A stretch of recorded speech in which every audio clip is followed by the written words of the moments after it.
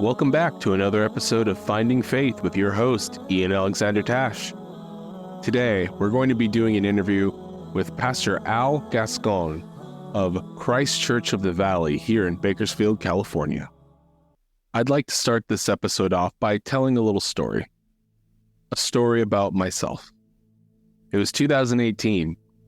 I was going through an incredibly rough period of my life.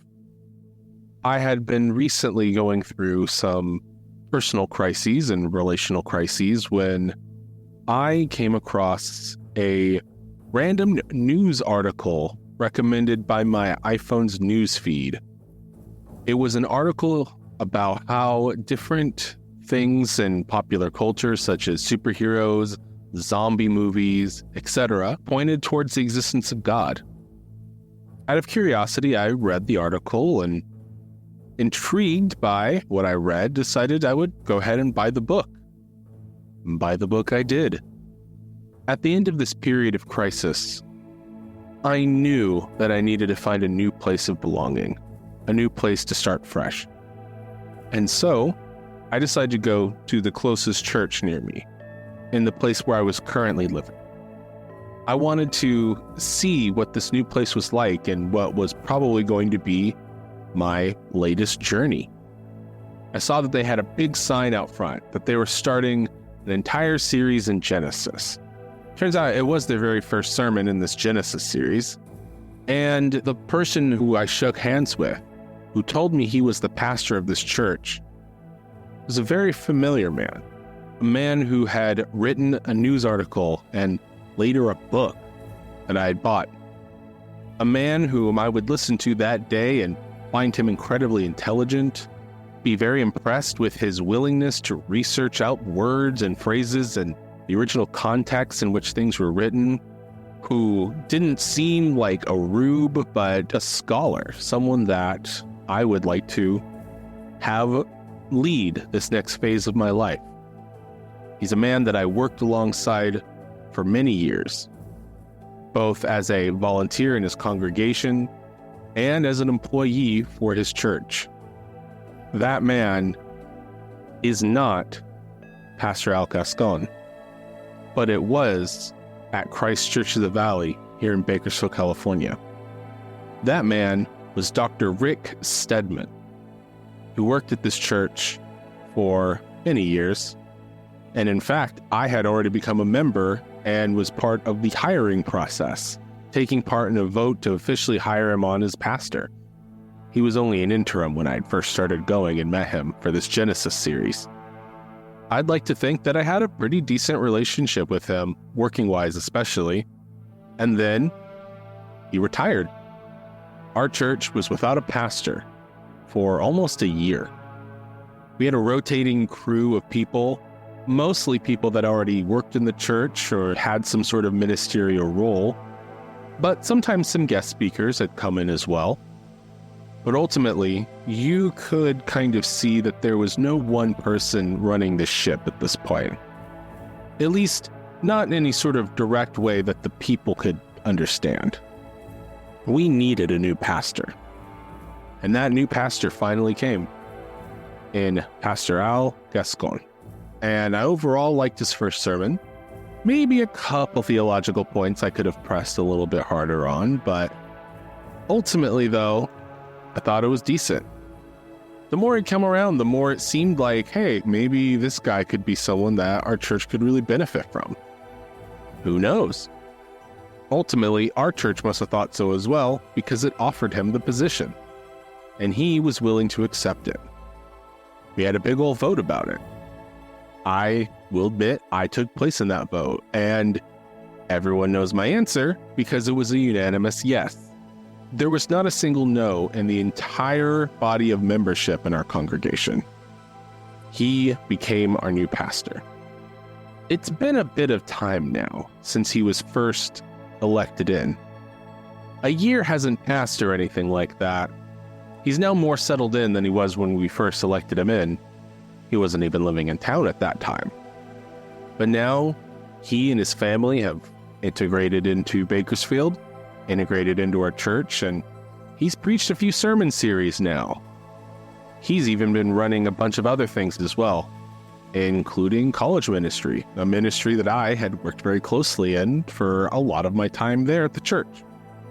And so, ultimately, despite my relationship with this church and despite the interactions that I've had with him, I ultimately still have a somewhat fresh understanding of who he is. And so, I want to be upfront about this. This is currently my home church until I'm led somewhere else. And this man is currently my pastor, the head of organization that I used to work at. And yes, I do no longer work there at that church. I'd voluntarily stepped down from my position long before he had even been voted in. But still, I volunteer at this church still, see him all the time. I've even shared lunch with him. I want to be upfront about this. I don't want people to think that I'm propping him up or trying to get people specifically to come to the church that I currently go to. I did this interview just like I did every other interview. Whether I know the person or not, there's still a lot more I can learn. And this was ultimately about my own curiosity and to help other people who maybe don't know this person at all get a better understanding of who Al is, what his faith is like, what his congregation is like, and ultimately what he values. This is the goals that I have for every single interview that I've done. And so, ultimately, I hope that you take my interactions with Al with a grain of salt. Ultimately, think about them as you would think about anyone else that I interview. With that said, thank you again for tuning in to this episode of Finding Faith, and I hope you enjoyed the interview. My name is Pastor Al Gascon. I am the senior pastor at Christ Church of the Valley here in Bakersfield, California. Not associated with the other big CCBs around the country, but yeah, I've been in ministry for on and off for about 10 years. Everything from teaching to teen challenge to pastoral ministry. So it's not what I thought I was going to do, but that's the plan that God had for me. So. Ain't that how it be sometimes, Cliff? And yes, I know you mentioned the other CCBs, and I cannot tell you how many times I've tried to get to our churches website, and Apple or Google will think, "Oh, you mean this other church, don't you?" It's like, no, I mean the one in my city, but what did you hear? The one in Arizona? No. The one in San Dimas? No. Yeah. Not that one. Yeah. So on the topic though, let's shift over to that. What would you describe as the faith tradition of Christ Church of the Valley? The faith tradition of Christ Church of the Valley is rooted in the Stone Campbell movement. But I would say, just basic restoration movement. There's no sort of like tracing it back to, Justin Martyr or any of those guys. But I would say that's our faith tradition going all the way back. It started our church started as a Sunday school, which they didn't realize that, adults want to hear the word of God too. So right. From there, a church was born. I'm trying to remember the whole history of it, but yeah, it started as a Sunday school ministry for children and teaching them the word of God that eventually, I think it was just a few volunteers from various churches got together to form a Sunday school ministry. And then from there, spawned a church. I want to say that was in the 40s or 50s. I'm not quite too sure on that time frame. I should find that out since we have a membership class coming up. So I'm going to go back and look on my notes on that. But yeah, from there, it became a church that has moved locations twice in the city of Bakersfield. And now we're currently on the west side of Bakersfield. I didn't live up here, but apparently was uninhabited when they moved over here. But now is starting to become more of the central part of Bakersfield as things move west. I wouldn't say that there's been any sort of theological tradition that's varied off of the non-denominational, way of Christianity. It's not like it's been heading towards Reformed theology or moving towards liberal theology. It's been pretty, non-denominational, theologically focused for who knows how long. Far longer than I've been here. So, and far longer than you've probably been here too. So, Yes, as listeners will know from the introduction, I have been a part of this church since 2018. So I have a bit of history with this church, but for the sake of our listeners, though, I do think maybe a little bit of an extra definition might be helpful. What exactly is the Restorationist and Stone Campbell movement to you? To me, it was really a movement to almost get rid of the denominational lines. And from what I remember, it was a denomination. It was a movement to stop the separation, to bring unity to the church again, and to really take down the lines of, hey, Lutheranism or Wesleyan thought or things like that. Not to really berate or barrage them or take down any sort of theological indifferences, but to really bring unity. And what ended up happening was it almost became like non-denomination became its own denomination in a sense. Yeah. So I wouldn't say that it was something that, failed in a sense, but, to this day, we still have denominations. We still have the lines. We still have things like that. We still have indifferences on baptism, indifferences on the gifts of the Spirit, little things like that I don't think will go away unless there's a very harsh persecution of the church in the West. I think those lines will fade away pretty quickly if there's a persecution. And I think Baptists and Wesleyans and Lutherans and everything, maybe not, Pentecostals too. I think all those lines will gradually fade away and everyone will go back to believing the simple gospel if or when a persecution actually does hit the West in a severe way. Let's shift it back to the church itself right now, Christ Church of the Valley. As I will have mentioned in the intro, you have started earlier this year as part of Christ Church of the Valley. And earlier, in describing the faith tradition, you told a lot of the history of this church that you've been made aware of at this time. But let's focus on the here and now and the going forward. What can you tell listeners who may be interested in either attending or at least learning more about what this church is and does? I'll phrase it in a way that, that the best way that I could possibly think to phrase it. There are no plans of my own to turn this place into a mega church, to make it all about getting butts and seats. If growth occurs, which happens at a healthy church, that's great. That's fantastic.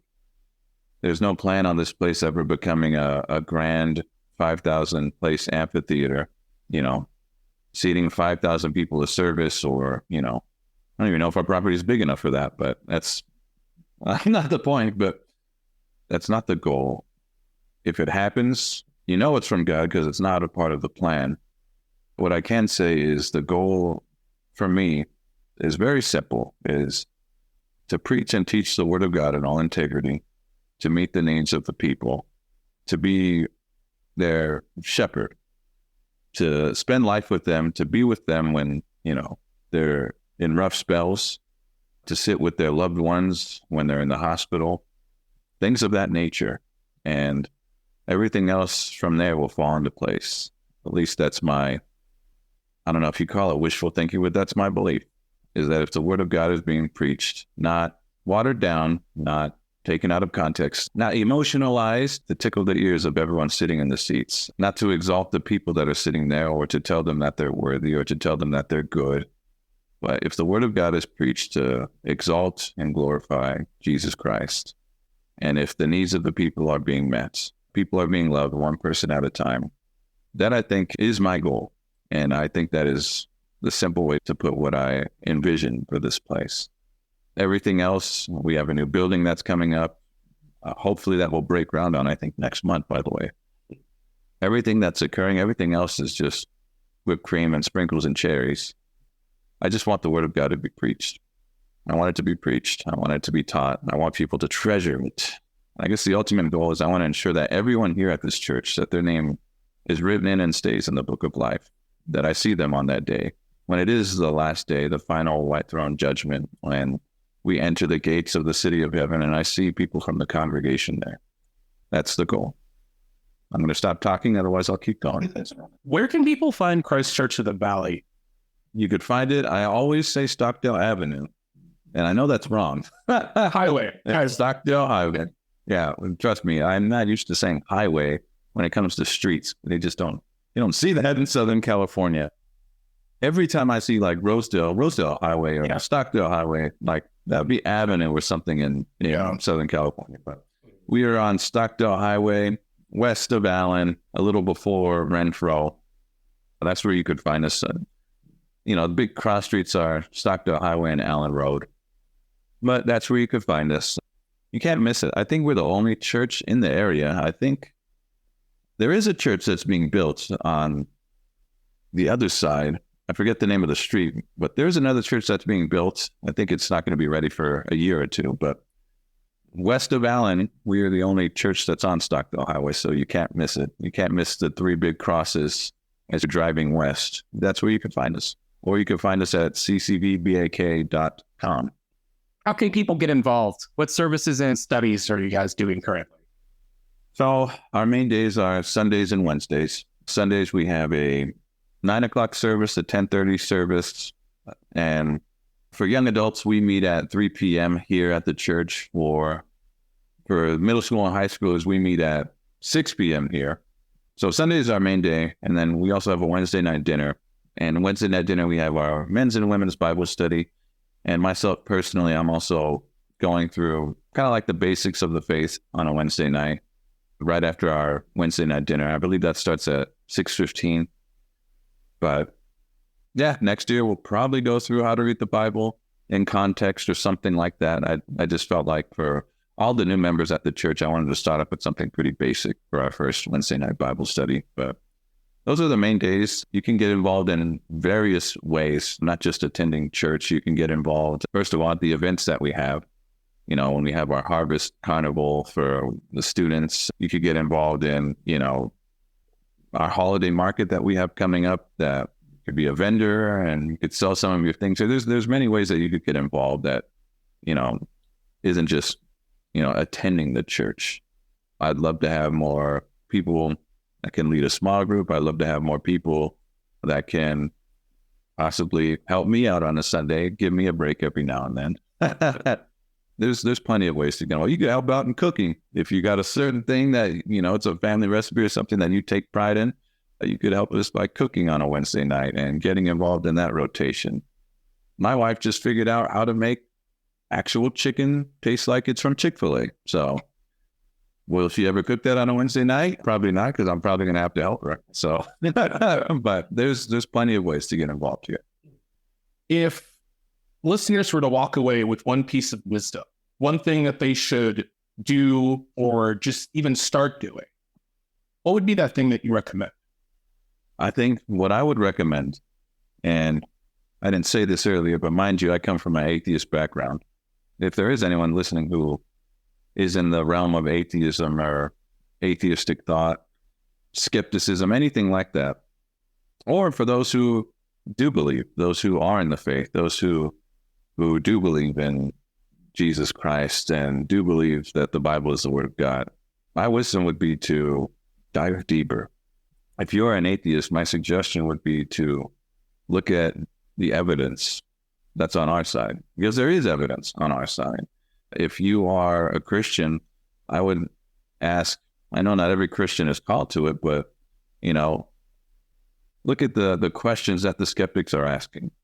And, some of them are asked with real skepticism. Some of them are asked in a, more aggressive manner, but look at the questions that they're asking. Mainly because a lot of the questions that skeptics ask pretty much have answered or have been answered and have answers to them going and dating centuries back. But every single person here in the Western Hemisphere, we have a wealth of knowledge just sitting in our hands every single day, a wealth of knowledge that ironically has poured its way out even onto YouTube with various different content creators. But we have all this evidence and knowledge and wisdom to explore. And the question of, is there a God? And does he care about me? And who is Jesus? Are probably the three most important questions that deserve an answer for every single human being. Every single human being should wonder, is there a God? If there is a God, what does he think about me? And what do I do? Who is this Jesus of Nazareth that, whether you like it or not, time is centered around his birth? Whether you want to call it, before Christ or before the Common Era, we know what before the Common Era means. Time and humanity, everything is centered around him. So answering those three questions and looking into the evidence, I would encourage everyone to do that. It's as easy as taking 10 minutes and saying, I am not going to scroll through YouTube Shorts. I'm going to look up a video about something. You know what? Instead of binging Netflix, instead of watching 10 episodes, I'll watch 9. And then instead of watching the 10th episode that I'm binging through right now, let me actually discover something about creation, discover something about the Bible that I didn't know before. It's something that I love and I desire to do. I desire and I love to teach things like that to lay Christians without all the student debt that comes from the universities. But at the same time, the era that we live in now, it's not something that I have to do because so many people already do. There's already so much that whoever you are that's listening, there's so much scholarship, there's so much there for you to actually explore that people on the other side of the world don't have at their fingertips, but you do. So it's almost like you, I don't want to say have the responsibility of, but you have everything that pretty much has ever been written, and you can access it with the click of a mouse or with the tap of your finger. So that would be my thing, is to go deeper, to answer those questions. And if you already believe, to look at what the skeptics are asking, mainly because, the Bible has mainly become a meme in our society today. And it's a meme until you actually study it, until you actually find the evidence, until you actually find out that a lot of, I'm not going to say every, but a lot of archaeological discoveries coincide with it. That would be my advice to anyone listening. Thank you again for tuning into this episode of Finding Faith. So, what did you think of Pastor Al? Is the restorationist movement something that interests you? Are you more willing now to look into both sides of the debates of faith in this day? Does his congregation sound like something that you'd want to be a part of? Let me know in the comments down below. What type of things would you like to hear and experience more? Feel free to leave a comment about that as well. Thank you again so much for your time, and thank you also Shu Hayashi for his donation of the microphone used during this interview process. Thank you again for tuning in. My name is Ian Alexander Tash, and I have faith that you'll be hearing from me again real soon.